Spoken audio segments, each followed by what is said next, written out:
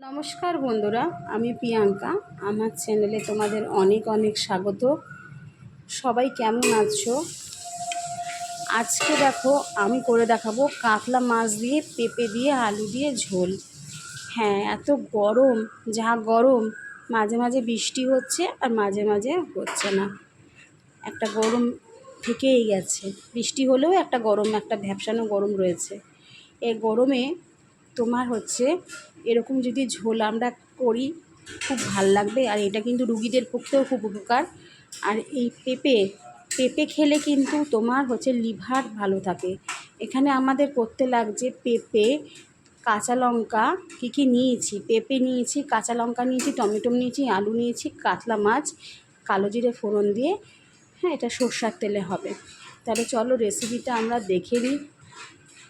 আমাদের কড়াইতে তেল দিয়ে দেবে।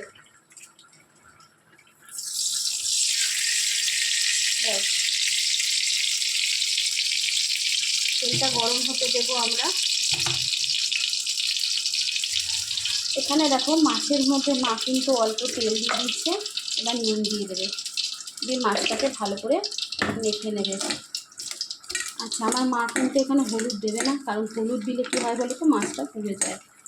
ঠিক আছে, তেলটা এদিকে গরম হচ্ছে। তেলটা যত ভালো গরম হবে মাছ কিন্তু তত লেগে যাবে না।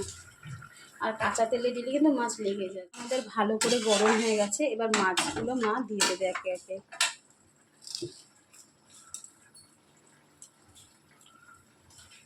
ধোঁয়া উঠছে দেখো, তেল হয়ে গেছে।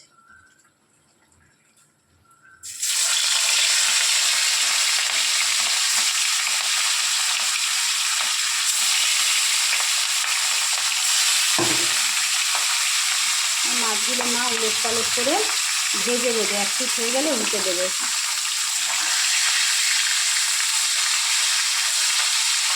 এবার মাছটা আমার উল্টে দেবে। এক পিঠ ভালো করে ভাজা হয়ে গেলে মাছটা উল্টে দেবে। তাতে মাছটা উল্টে দিচ্ছে।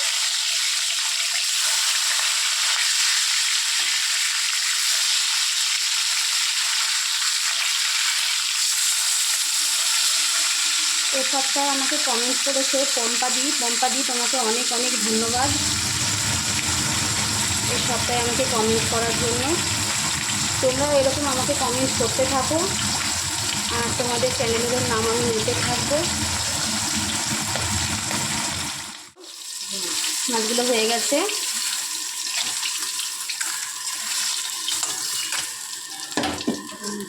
দেখো, এখানে আমাদের কালো জিরে দিয়ে দিচ্ছে, আর পেঁপে আলু যেটা রয়েছে সেটা দিয়ে দিচ্ছে।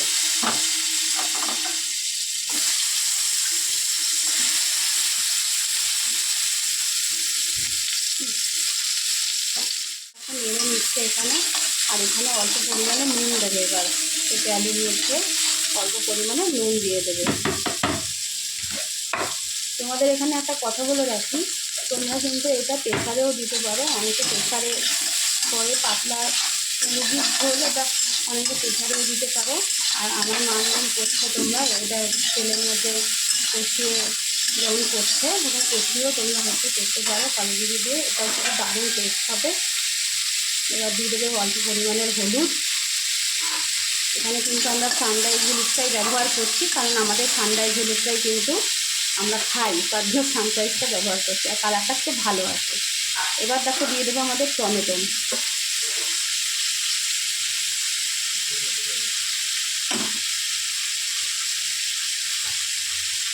দিয়ে দেবো এখানে। ভালো করে টমেটো দিয়ে নেড়ে নিচ্ছি। আর হচ্ছে লঙ্কা বাটাটা দিয়ে দিল। আমাদের এখানে একটুখানি জিরে দিয়েছে লঙ্কার সঙ্গে, তোমরা একটু জিরে আর একটু লঙ্কা দিয়ে বেটে দিয়ে দিল। ভালো করে কিন্তু তোমার এটাকে কষিয়ে নিচ্ছে। এর মধ্যে কিন্তু জিরে আর লঙ্কা বাটাই দেবে। আর যদি জিরে না দিতে চাও, জিরে গুঁড়ো এখানে তোমরা ব্যবহার করতে পারো। এটাকে ভালো করে, খুব ভালো করে জিরে আর লঙ্কা দিয়ে খুব ভালো করে এটাকে কষিয়ে নিতে হবে। এখানে আমরা জল দিয়ে দিচ্ছি পরিমাণ মতন। জল দিয়ে এটাকে হচ্ছে কিছুক্ষণ হতে দেবো, ঢাকা দিয়ে দেবো।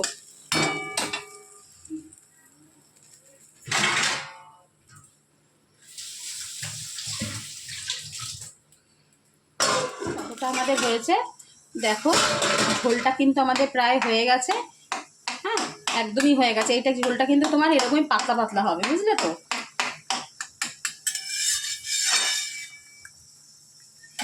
দেখো এবার আমাদের মাছগুলো সব দিয়ে দেবে।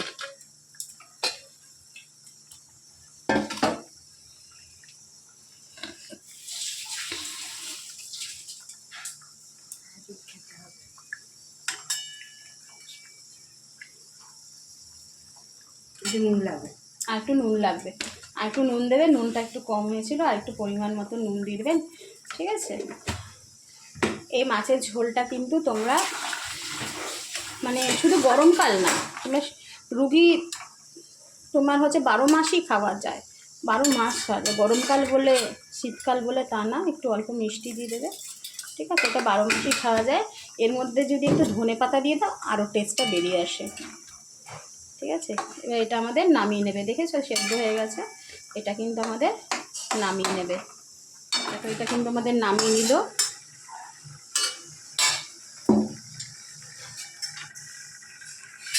দেখো এই রেসিপিটা কেমন লাগলো তোমাদের অবশ্যই আমাকে কমেন্ট করে জানাবে। আর আমার রান্নাগুলো ভালো লাগলে অবশ্যই আমাকে হচ্ছে সাবস্ক্রাইব করবে। প্লিজ তোমরা আমার পাশে থাকো, সাবস্ক্রাইব করো আমাকে, ঠিক আছে? তাহলে চলো কালকে আবার নতুন একটা আইটেম নিয়ে আসবো। কালকে আমি নতুন স্ন্যাক্স আইটেম নিয়ে আসবো। তাহলে ততক্ষণের জন্য টাটা।